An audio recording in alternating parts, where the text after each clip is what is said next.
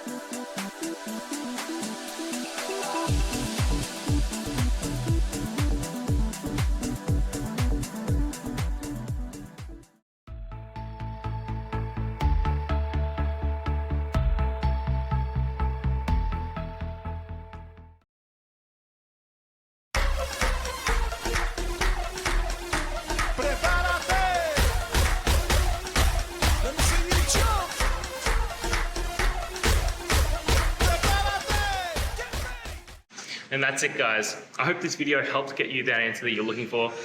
Now, I'll see you next time. Please subscribe for more question and answer videos.